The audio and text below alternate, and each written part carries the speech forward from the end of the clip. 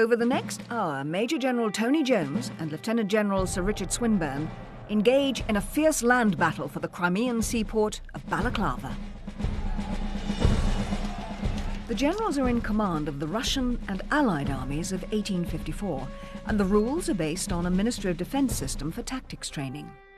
The generals and their staff are isolated in separate war rooms, and they conduct the battle knowing only what a commander on the ground would have known. What is he going to do with his British cavalry? Well, he's going to do something with it. Well, what? Got some letters for you. Here's one from the Duke of Cambridge. The generals communicate with their troops via a courier, expert wargamer Paddy Griffith. I'm in command of this corps, and if I command the bloody corps, he does what I say. He is a member of the royal family. I'm well aware of that. Now, I've got the orders from 7 o'clock. Now, the Russian commander has given orders to attack at once. At the battlefield itself, the orders are interpreted by Arthur Harman, who then calculates the outcome of each move. Dice for that remaining French position around Redoubt 6 as well. And again, an overwhelming Russian victory. The French are driven back in total disorder. On October the 25th, 1854, the scene was set for the Battle of Balaclava. Now, overnight, Lieutenant General Liprandi had deployed his Russian troops ready to move on the stronghold that was held by the Allied British, French and Turkish troops under the command of Lord Raglan. Now, it appeared that the Russian objective was to cut the Allied supply routes between the port of Balaclava and the besieged Russian naval port of Sevastopol, which was in the northwest. Now, today, commanding the Allies is Lieutenant General Sir Richard Swinburne. He's a passionate cavalryman and was formerly the commander of the 17th and 21st Lancers. And I would have thought he's more likely to opt for going for Balaclava. We mustn't prejudge him, because otherwise we'll start putting all our eggs in that basket and then find he's gone the other way. It was General Swinburne's old regiment, the 17th Lancers, that led the famous charge of the Light Brigade at Balaclava. His advisers today are military journalist Robin Neelands and military historian Ian Castle. We've only got 2 battalions, haven't we? Now, opposing Sir Richard and in charge today of the Russian troops is Major General Tony Jones. Now, in 1944, he was awarded the Military Cross for taking the bridge at Nijmegen, the last bridge to be taken intact before the bridge too far at Arnhem. He, overnight, has also deployed his troops ready for the morning's battle. What are these blobs here? They're your dispatch riders, they're ADCs. Major General Tony Jones served under Montgomery during the Second World War, and his advisers are the National Army Museum's Andy Robertshaw and the former head of international affairs at Sandhurst, John Sweetman. The battlefield at Balaclava is about 4 miles across and is surrounded by steep uplands. The north and south valleys are separated by the Causeway Heights. Both armies are made up of infantry, cavalry and artillery. Damaged units are given casualty markers. The Allied British, French and Turkish troops occupy 6 defensive fortifications that are known as redoubts along the causeway, in addition to strategic positions along the supply route from Balaclava, through Kadikoy and on to Sevastopol. Of the 20,000 men available to General Swinburne, almost half are several miles to the north under the divisional commands of the Duke of Cambridge and Sir George Cathcart. They are deeply entrenched at the siege of Sevastopol. Let's now join General Swinburne in the Allied war room. General, you are outnumbered, but you must hold Balaclava. How confident are you that you can do that before your reinforcements arrive from Sevastopol? Last evening, when we first got information of this very major assault, I did actually make arrangements, firstly with the French, to do some redeployment to our north, and also to get the 2 British divisions, which are now on the move from where they are at Sevastopol, to come and reinforce. But you're absolutely right, the Russians have got a lot of infantry, and we have got very little guarding our supply route round Balaclava. Well, that is your position at the moment, General. Thank you. We'll be returning to you throughout the programme. General Jones is in command of a Russian army of 25,000 men, outnumbering the Allies on the battlefield by more than 2 to 1. Their objective is to cut off the supply route and deny it to the Allies. He also has a force defending Sevastopol under the command of General Menshikov. Let's now join General Jones, who's in the Russian war room. Very good morning to you, General. Good morning, Angela. Now, you have a race against time. You have got to take those Allied supply lines, but you're going to have to do it with untrained and undisciplined troops. How do you propose to inspire and unify them? Because my troops, as you so rightly say, the quality has a question mark, I'm going for an objective which I believe is achievable. And therefore, I'm going for the area occupied by the Turks. It's on high ground in the centre of the battlefield, and time is of the essence. I think the enemy commander is a man of much enterprise and initiative. He's a dashing cavalryman. I suspect that the weapon he has which can disrupt my plans quickly is his own cavalry. I've therefore deployed my cavalry to act as a flank guard. And hopefully then my untrained troops will have a good chance of capturing the initial objective. General, thank you very much indeed. We'll be returning to you also during the programme. So, the battle lines have been drawn. Now, Balaclava was a decisive action in the Crimean War. On the day, in fact, the Allies held their position. But are we today going to rewrite history with our game of war? Well, to help follow the strategies that we're going to be seeing today, I'm joined by historical military tactics expert Ian Dickey. And indeed, we are ready to receive our first orders of the day. On the battlefield, it's 6 a.m. Now, gentlemen, I have the situation at dawn. You're already briefed on where your own troops are and what they're going to be doing. On the enemy side, you don't see any movement yet, but you do see fire coming from those first 3 redoubts. That's artillery fire against the Azov regiment, which is on the main road. Right. I've got some letters for you. Here's one from the Duke of Cambridge in the siege lines outside Sevastopol. Right, well, the Duke of Cambridge is very disappointing. Has obviously overindulged last night at dinner and sent an unacceptable reply. They're not moving, although I gave him a direct order to move, and general area has been disregarded. So the first thing we'll have to do is sort that out, because we certainly will need both his division and the 4th Division. Well, we will now send orders to get them to start moving as quickly as possible. Time is very much at a premium. In the orders that I gave out to my generals yesterday, I stressed that the opposition commander is a man of great initiative. He will be moving fast, I'm sure he will. We need to do the same, and I've impressed, particularly on the cavalry, the urgency of getting in to position in order to be able to deal with any cavalry threat down the North Valley. Meanwhile, the French... You'll be happy to hear, General, that the French have agreed to support you in any manoeuvres you like to make. First of all, he's going to order 1 brigade to take position on the Causeway Heights. The 2nd Brigade will occupy the western slopes of the hills, the Feduquin Hills. One of the factors here is that if that's occupied, then the right flank, mind you, we're coming in from an angle here, yes, which is quite... We'll roll it up anyway. Well, it's a nice word, but... I've been confident. A big sweeping, we'll roll it up, you know. A general needs a hand like that to stick it on the map to make general statements. But the important thing is, what's he holding 5 and 6 with? If Well, he's holding them with riflemen... Where did he get them from? Well, he's got the rifle brigade. He's got the rifle brigade up on the heights. Well, back from Balaclava? No, he's got the rifle brigade up there. The orders I will send back, Harry, are that the written orders given to Duke of Cambridge are firm orders. They are to be executed now. And if he has any difficulty in executing them now, he must consider himself no longer in command of his division, and I will appoint a general who is capable of carrying out straightforward orders. Now, Cambridge is where? Cambridge is how far away from him? An hour's march, assuming he's got ready, but he hasn't got ready yet. Sevastopol. And he's presumably told him to stop mucking about and get a move on. And he's threatened to replace him.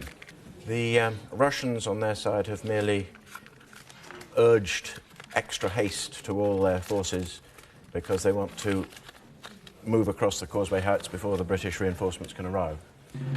Our main battlefield shows the true position of all the units on both sides. The generals from their maps know where their own units are located, but are unaware of enemy positions unless they or their scouts can see them from where they stand on the battlefield. I've advanced things approximately an hour. Fine. As far as I can tell, Paddy. I think we probably now have to resolve at least the attack on Redoubt number 1. Yes. I took the view that from the original positions of the troops that the Azov regiment would not actually manage to coordinate its attacks against Redoubts 1 and 2 as per General Jones's orders. Ian, I see you've got my wonderful dice there. Thank you very much. You're so kind. These dice are vital to the game, aren't they? They are indeed, because they provide the element of chance. If the generals were able, like in a game of chess, to rely on their troops being able to carry any objective they were sent against, then indeed the Russians would win this game very quickly. But the question is whether the garrisons of those redoubts will delay them sufficiently long to allow the British to bring up their reinforcements. So let us now roll the dice. The Turks and British artillerymen in redoubt number 1 will need to score very highly to hold that Russian column or even to delay it for a while. And in fact, they do not. So that column will succeed in taking redoubt number 1 in the space of about 15 minutes with only moderate casualties. It's 7 a.m. and reports coming back from the battlefield tell us that we've had the first of the Allied casualties over here on number 1 redoubt. The Russian infantry have moved up onto the top of the causeway, taken the redoubt. The Turks are now in full retreat down into the South Valley, where they have been massacred, annihilated by following Cossack troops.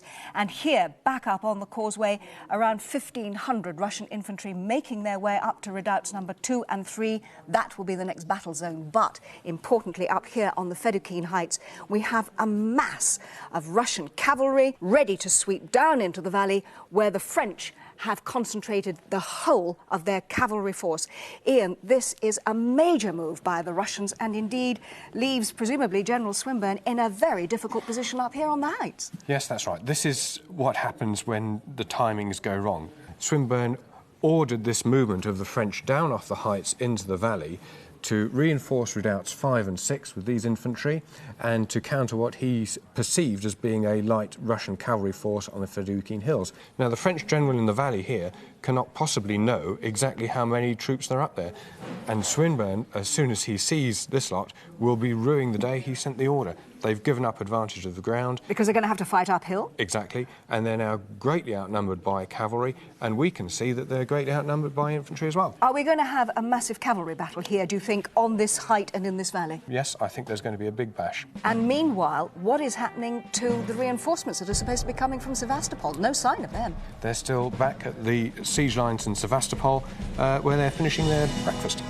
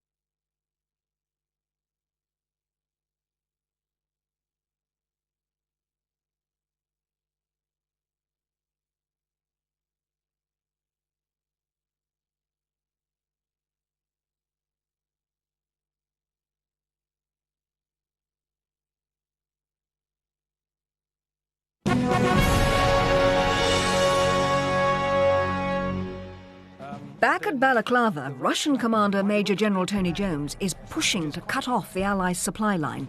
and Lieutenant General Sir Richard Swinburne is still gambling on reinforcements from Sevastopol. What about back at the base? How is the Duke of Cambridge and General Cathcart? How are they reacting, and are they on the move, or have they thrown their teddies in the corner? Their messengers haven't returned yet. But so an hour later, still no sign of Airy, no response from the Duke of Cambridge, and no response from Cathcart. So we don't know what the reaction to that is. Not yet. OK. I don't know what the French will think. The British cavalry are sitting behind them. I know, and here they are in the front line. That's going to cause a political storm, I suspect. We'll get the French just to bloody attack them. And I think the French will see them off. Yes, it's perfectly feasible. This bloody British general is fighting to the last Frenchman. Absolutely. Yes. The French cavalry has deployed in the valley bottom. The infantry, however, have not yet reached the top of the hills. They're marching up along the valley floor, but they have discovered, as they came down the road there, they've discovered that the whole top of the hill is seething with Russian cavalry now. I've come for your orders at 7 o'clock. Right, the first one to General Wrightsoff, the cavalry commander. I want him immediately to attack the French cavalry in front of him, supported by his own horse artillery. His Cossacks are to harass the enemy on the flanks, and action is to take place at once, underlined in red ink. We have ordered the Light Brigade to a position, so the whole of our cavalry division is now united, south of Redoubt, north of there, south of Hill D. OK? Right.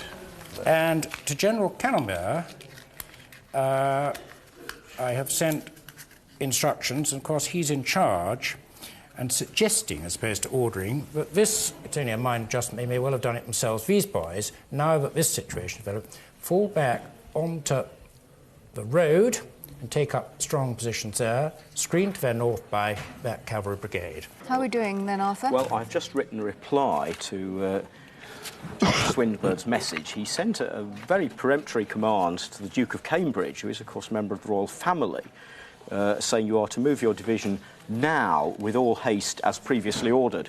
If unable and willing to obey, I will appoint a divisional commander who can obey. A very peremptory order. I would have thought the Duke of Cambridge would have expected to be addressed with somewhat more respect. Especially as Queen Victoria's nephew. Indeed. And so, although the Duke of Cambridge is replying that he has received the order and will comply as soon as his division has breakfasted, since his men are fatigued from their labours and the siege lines, he deems it would be inappropriate to lead them forward immediately, as they'll be tired and hungry. He's pushing his luck a bit, well, isn't he? Well, as he says in his postscript, sir, I take most unkindly your threats. Who are we putting in charge of the Guards Brigade, Guards Division, when we sack Cambridge? Because he's now been given direct order. Now, I've got the orders from 7 o'clock for what will happen next. The first thing is the Russians have repeated their request, which they had in their original orders, for Menshikov, the commander-in-chief, to organise a sortie from Sevastopol to try and pin down the British reserves. So we've got another little skirmish over on the northwest, then? Well, it may possibly act to delay Cambridge and Cathcart marching to join Swinburne if they feel that their rear is being threatened by a sortie from Sevastopol. Shall we roll for that? I think we should. Shall we rate that evens, I think? Yes. An even chance. So 4, 5 or 6, they will be delayed.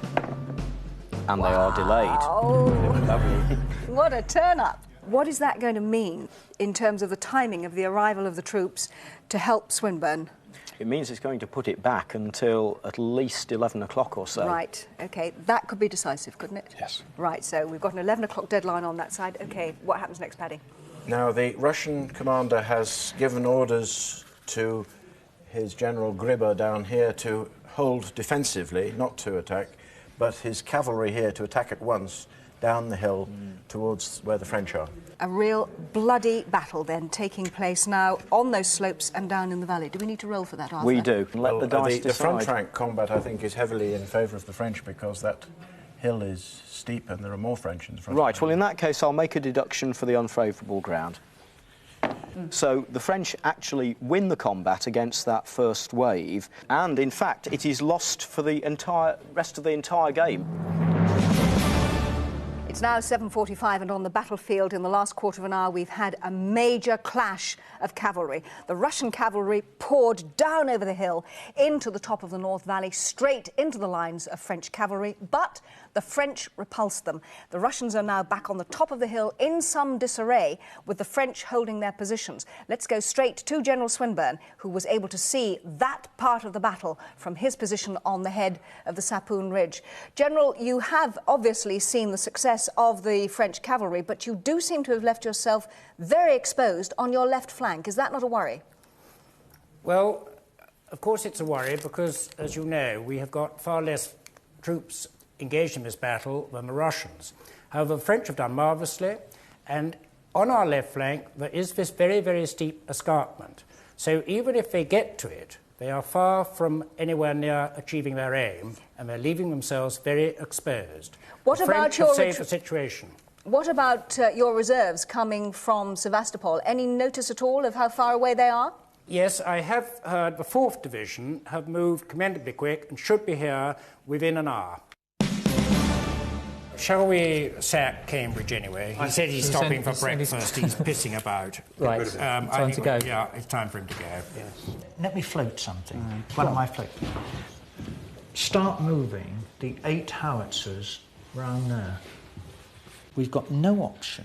Well, it seems to me we've got absolutely no option but to do something extraordinary to get at Balaclava. We're not going to get at Balaclava from where we are. We've got no way of getting at Balaclava. Your main battle is taking place here. Correct. What you're doing is diversifying force. The very least we've got to do is to hold on a ring like that.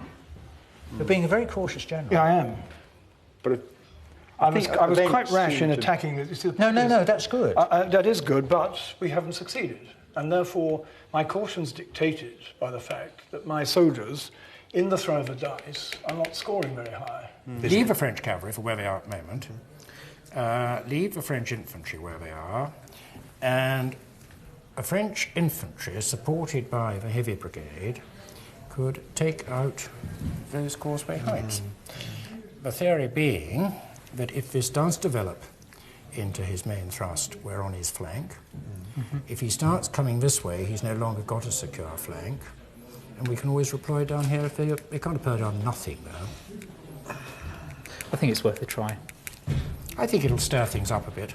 Writes off the cavalry commander, who's not done very well. I have a feeling Siberia's looming for him, but we'll see. Very steep hill, that. Very difficult to make an attack in good order. All these generals make excuses. I'm an absolute expert. Excuses from generals.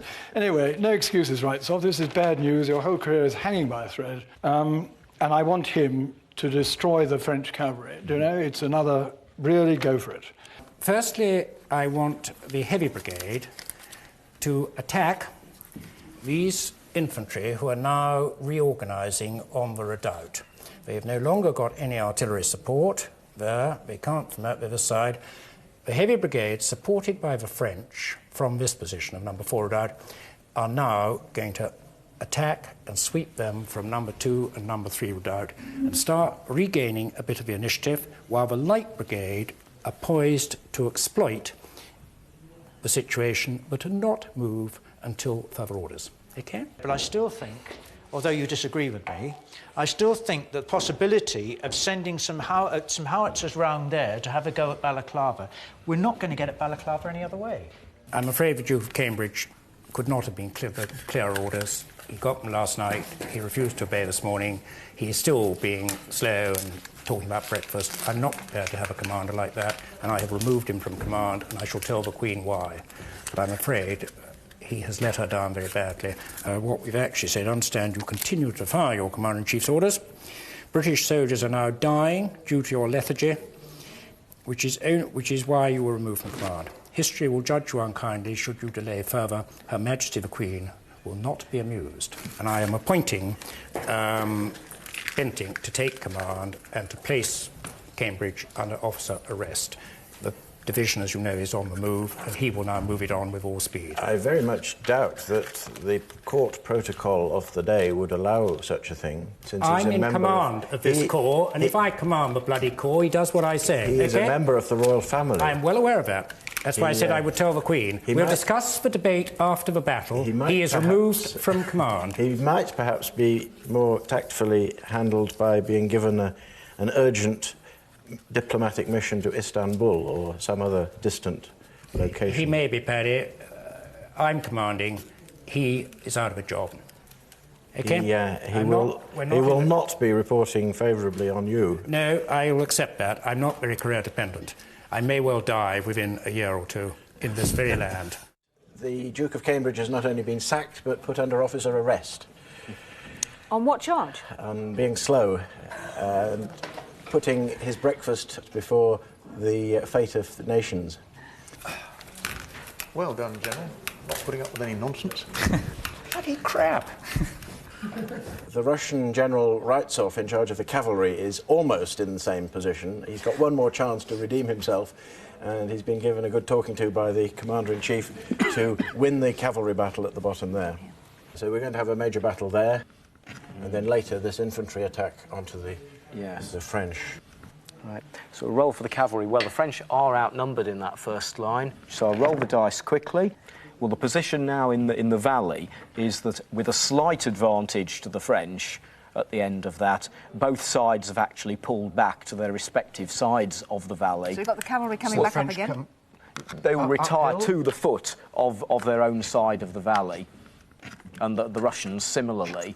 Not necessarily right up onto the crest, but just back onto the forward slope for breathing space to rest, reform, and perhaps charge again if they get further orders. But all those cavalry now have done some hard fighting and their horses are blown. And so now we do the heavy cavalry brigade attack on, effectively, the Russian troops around redoubt number 3. A very slight advantage to the British. A very slight advantage. In fact, they failed miserably. The cavalry fails to come to close range and retires as the infantry opens fire. Right. The infantry fires volleys at the backs of the cavalry and makes derisive comments. It's 9 o'clock and news coming back from the battlefield is of yet another great Russian victory. Russian infantry have driven off the best part of half of the French infantry on the field. Another great day for the Russians here. A lot of smoke and confusion on the battlefield, but let's go straight to General Jones, who must be aware of certainly, of what is happening. General Jones, as far as you're concerned, everything that's happening, is this going directly according to your plan? Well, the original plan always plans that you first make them come under threat. This one is beginning to reassert itself the way we wanted it to go.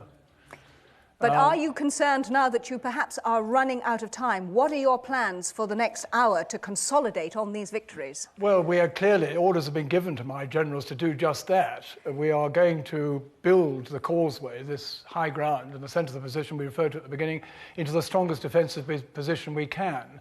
I'm currently discussing with my staff how we might develop it further from there.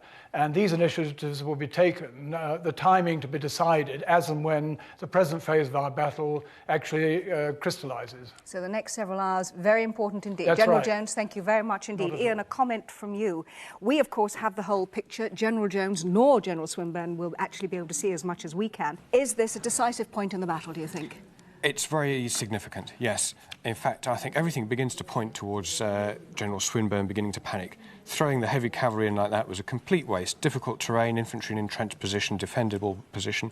That's disastrous, really. Do you feel that the Russians really do have the upper hand here? They're doing exceedingly well. The Allied centre is definitely beginning to crumble with these French infantry running away.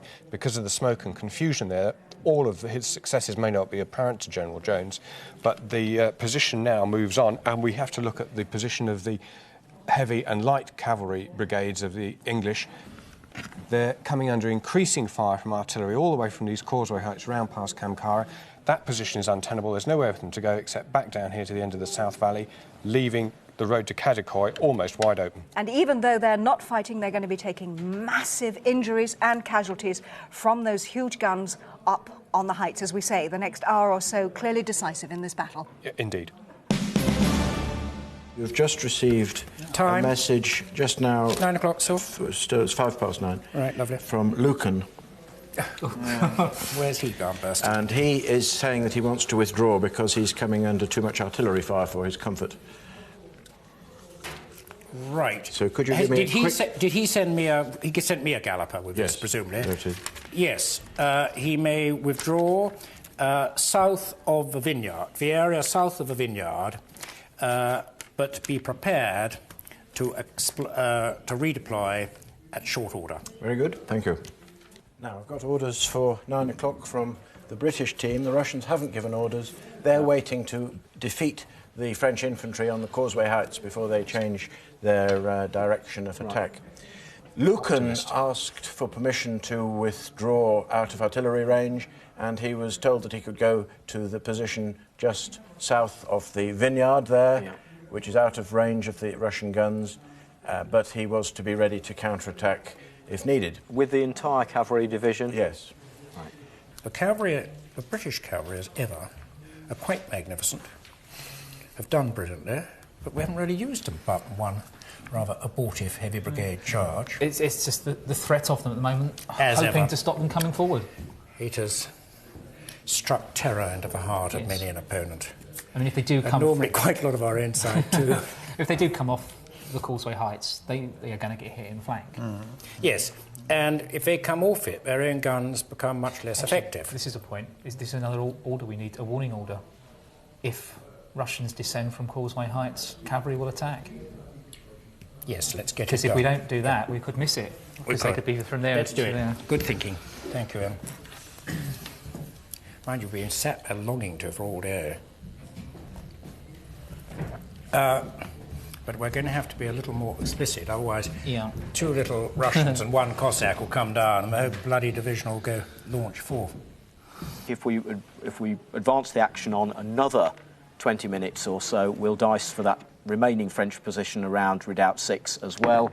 And again, an overwhelming Russian victory. The French are driven back in total disorder from the end of the Causeway Heights, and they will be streaming back in disorder through the vineyard and across the South Valley. So we've got then another victory for the Russians. Indeed, the Causeway Heights have now completely fallen to the Russians. But we should remember that the objective of the Russian troops was to split the line of supply between Balaclava and Sevastopol. All they've got to do, presumably, all, she says, is to get down there into Katakoy and hold a strong position, and they've actually achieved their objective. They would have, yes.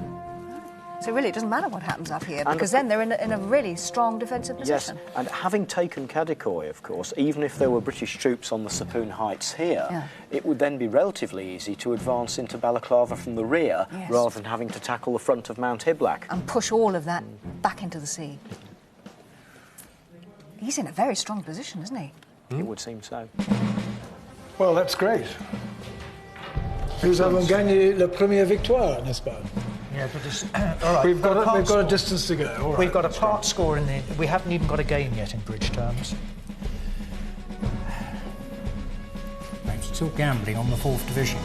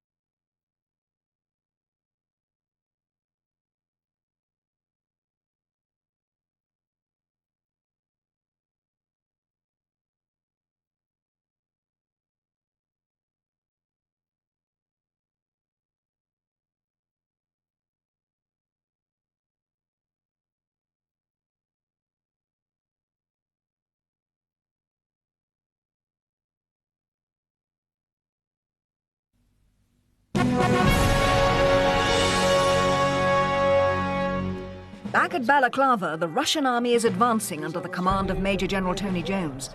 Lieutenant General Sir Richard Swinburne is becoming desperate for reinforcements from Sevastopol. Well, the time on the battlefield has moved forward now to 9:45, and as you can see on our master map, that tide of green, the Russians are moving forward virtually unchecked to the point where now they have total control of the Causeway Heights. Down in the valley, the light and heavy brigades have been moved back up to the top end of the South Valley, leaving the town of Kadikoy incredibly vulnerable. Ian, it really is moving very much the way of the Russians now, isn't it? What are the options that are left to Swinburne?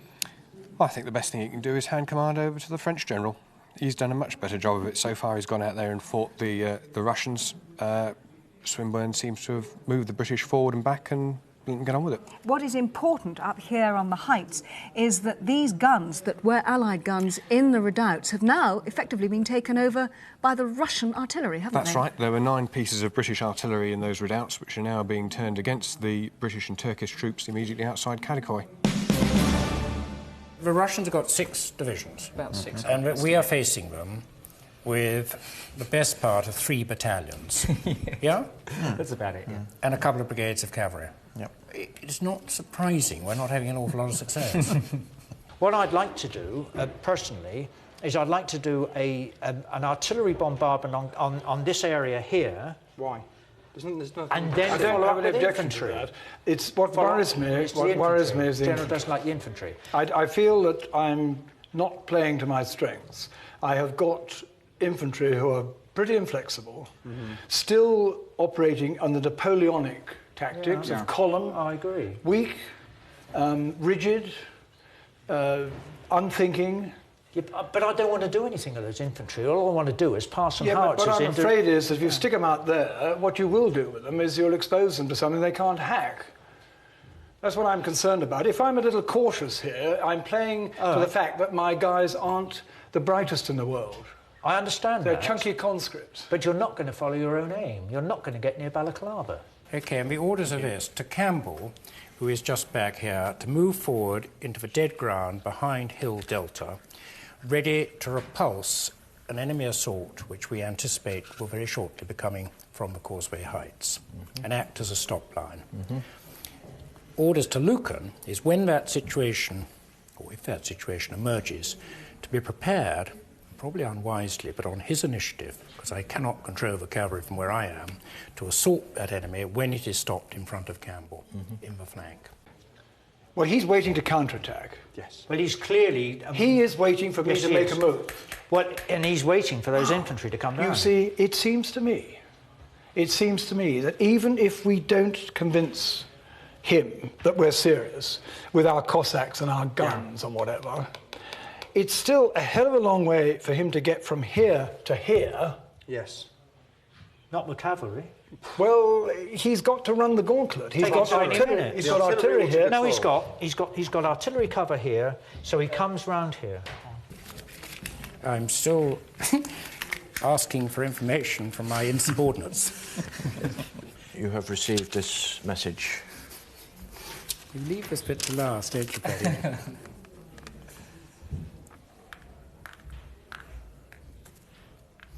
On the northern road. This one. The 4th Division will emerge on the map on the northern road in literally 10 minutes' time. Timed at... Don't dismiss me. We have a career-conscious officer. I do like career-conscious officers under command. They're so much more obedient. Excellent. I feel I need to stay reasonably balanced because I don't know the 1st and 4th Divisions, allegedly 9,000 top class of British infantry, are on their way. So I want to do that. Now, and I will use my powerful personality to talk to these other commanders here saying, well done, dig in chaps, strong defensive position, hold hard, well, great work. Now, I've then sent a message to Gribwood. And this is the exciting bit. I want him to leave 1 battalion in Kamara. And this is Sweetman offside there. I've had a bit of an argument with him, but he's prevailed in the end. You're to leave 1 battalion in Kamara, and with the rest of your force, which is 2 battalions of infantry, plus the Cossacks, plus the cavalry, he's got Uhlans, and he's got guns, his artillery, which includes howitzers, high trajectory. I want him to move to a position round near Balaclava here. We believe the howitzers can reach over there. Yes, they can. And we think by taking the upper trajectory, they'll get over the high ground and they'll land among that shipping. Very good. And they will cause a bit of discomfort. If they do come this way, we're still bloody thin. Yeah. And they could break through, and they, remember, will then have achieved their aim. If they get that, however strong we are up there, we've taken our eye off the ball, they've actually achieved their aim. There's a Commander Scuderi there, who is with 4 squadrons of Cossacks and unused infantry, and I want him to make a demonstration against Kadikoy, but I shall tell him not to get committed. I don't want, actually, to thrust on Kadikoy. This is, I mean, Kadikoy is probably now becoming the key feature. Yeah. And if we can hold on to that, then we're probably in a good position. Now, there is a Russian plan to make what they call a diversion or a feint. They want to appear to be about to assault the Highlanders here with the Scuderi forces, which are some of this infantry, and in fact it's the Odessa Regiment and the 53rd Cossacks. We've also brought these 2 guns, the heavy artillery, down to the causeway, and they want to make an artillery raid or a howitzer attack on the harbour by bringing all of this force, except for 1 battalion in Kamara. They're going to bring it into this dead ground here, and they're going to shell the shipping in the harbour, which they can do, yes, but it's not going to win them the harbour in the way they need to win it. It's going to disrupt the shipping, but it's not going to... And that is going to take some considerable time as well to bring those batteries up and establish them. They're going to start moving here at 10:15. Yes. So I would say that Jones has lost his chance to press across that South Valley and win the prize. You don't think he's going to make it? No, because he's got a feint attack, which is orders not to press home. But if he did, you reckon that he'd win? He has a chance. At 10:15 on the morning of this battle here in our game of war, we have just had news from the battlefront which tells us that General Jones has made the most extraordinary decision. We've been speculating that were he to move his entire force down into the South Valley and on to Kadikoy, he would undoubtedly win the day. But the news is that he's decided to send cavalry, infantry and artillery to attack Balaclava, a long-winded exercise which is going to gain nothing at all. And here, where he really had the advantage, again, he's got Cossacks, cavalry and the Odessa Regiment. They're not going to attack Kadikoy, they're just going to make a feint attack. Now, what we know, and he probably doesn't, is that the Allied reserves are on their way and at any moment are going to be able to give absolute support to General Swinburne. It's amazing. It's almost like snatching defeat from the jaws of victory. Yes. I can't understand it. And it was such a glorious opportunity to go in and actually take Kadikoy. That force, combined with this and maybe some supports from the redoubts, attacking Kadikoy through this narrow valley here where the red artillery piece is, absolutely overwhelming. And he could still do it. Yes, the option hasn't quite disappeared from him to turn that feint into a real attack, which could win the day. But he hasn't given the right orders. Extraordinary. Very strange. So the... Your idea is going to turn up Trump's idea. Well, it might. I have moved with my staff up the road there to meet General Cathcart at the front of his division, where I order him, changing his orders, to deploy the 2nd Brigade along the ridge, protecting this access here, so that he can stop any access up that road. But so far, my plan looks as if it might have I just had to stop you once or twice. You needed reining in. You're a bright lad, but you're too impulsive. But that's what staff officers, that's what I've told you, the grey heads actually make the decisions. Well, we temper it with a little judgment, you see. Provide screen. How pompous can you get? So we've got the infantry and the French cavalry squadron there, 4 squadrons there, the same 4 there, and the whole of 2 Brigade now one brigade to follow its original orders to take up position, as in the warning order, on these hills. Here's his first brigade. First brigade is going to come in on this road, along this road, and down towards Kadikoy to reinforce the key point. So right, so in an hour we can get them to the foot of the slope. To, halfway to Kadikoy. Right. Now the time is now 11:15. The Odessa regiment has deployed in its feint positions. And it's come under fire from British infantry, which has stepped forward here. And there is a movement here of the light cavalry. Very significant development is that the British now have come in with troops on the ridge here. The French cavalry has separated into two groups, and British infantry have been marching down here. Apart from that, your flank bombardment force is in position and has started bombarding. Right. It has. That's good. In which case, that's Message for him, Gribber, we've written it out. We're telling him to complete his operation on that left flank as a matter of urgency, to fire off all the shells in his limbers with his howitzers and retreat, planned withdrawal to Kamara by the safest and most expeditious route. Yes. And so once he's fired off there, we're going to bring him back to Kamara. Fine. And that's all we're going to do at this moment. General Campbell, I think he'll do it himself anyway, but if he doesn't, I will send a reminder. He will take up a position on the top of a ridge, and the joy of the situation is that enemy is in range of a British mini rifle, but is not in range of a Russian musket. So that, at the moment, is should be a turkey shoot for them. At the same time, Lucan has been given orders that when this enemy come either to a halt or are stopped by the infantry, at his discretion, and he's an experienced cavalry commander, he is to attack them. I envisage, as this happens, a lot of fire will be brought to bear, they will take a lot of casualties, and that is the moment for Lucan's cavalry to take them in the flank. Thank you.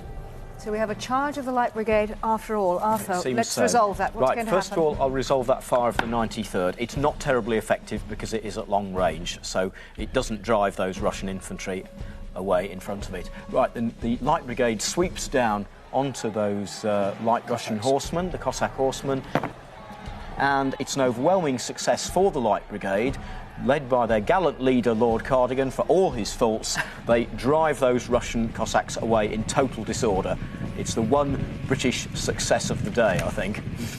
So once again, the Allies have taken command of that central part of the South Valley, and Kadikoy again has been saved? It looks as if it's perfectly safe now because the reinforcements from Cathcart's division are well en route and will be arriving in Kadikoy within the next few minutes. Right, what a change of fortune for the Russians.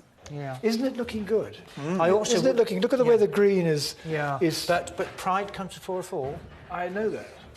I think we've won. Well, what a turn up for the books. There was a moment there where we really thought that General Jones was going to overturn history and turn Balaclava into a Russian victory.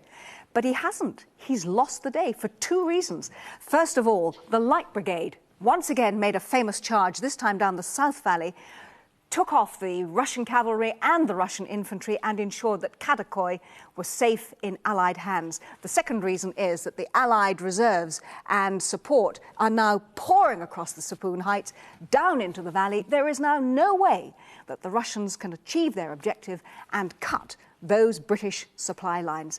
I'm afraid General Jones has lost the day. Let's go straight to his headquarters now. General, there is only one question for you. Why did you not press home and attack when you had the advantage? Because I felt that I needed to be in a strong position to fend off the very attack that has succeeded against me.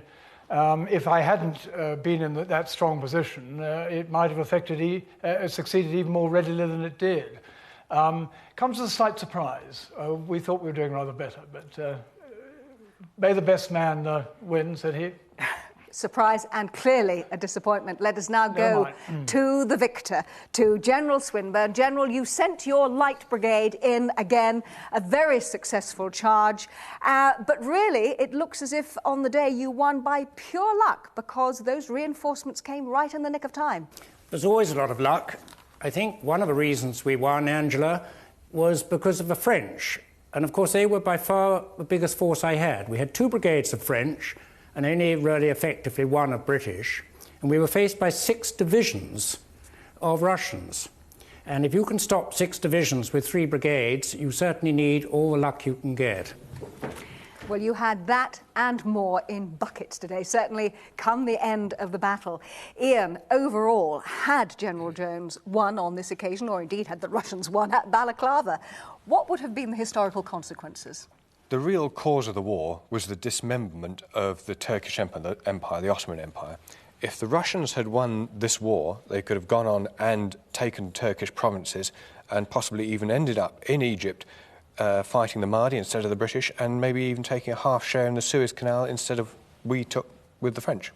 So quite a turn of events there in the whole of that area of war. But for this particular battle, let's now get our generals in, because of course they've not had an opportunity of seeing the whole picture as we have throughout this programme. So General Jones may have been surprised, but when he comes in and looks for the very first time of what was actually happening at Balaclava, perhaps it'll all become clear to him. There you are, General Jones, General Swinburne. Severe case of battle fatigue, I think. Are you going to shake, gentlemen? Oh, yes. Yes. Nice to see you. Well, that's what it actually looked like. Is that what you expected?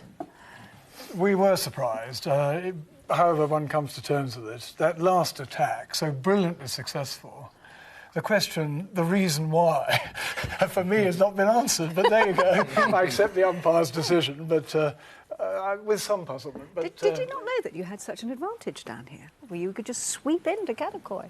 I felt that his cavalry could do something about that. The Russian infantry aren't so hot, I have to say. I don't want to be cruel to my own soldiers, but they're pretty inflexible, they're pretty chunky, and he's got some of the best infantry around.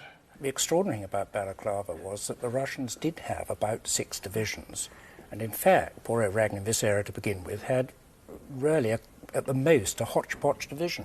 2 French and 1 British. Well, General Swinburne, you won the day for the Allies. General Jones, we really thought you were going to turn history on its head. Well, thank you both very much indeed. We hope that you've enjoyed it. It only remains for me also to thank our 2 umpires today, Paddy Griffith and Arthur Harman, and our military expert, Ian Dickey. Well, we didn't manage to overturn history. The Allies won the day yet again. We even had a charge of the Light Brigade, only this time it wasn't into the Valley of Death, but into a glorious victory. But then, this was only a game of war.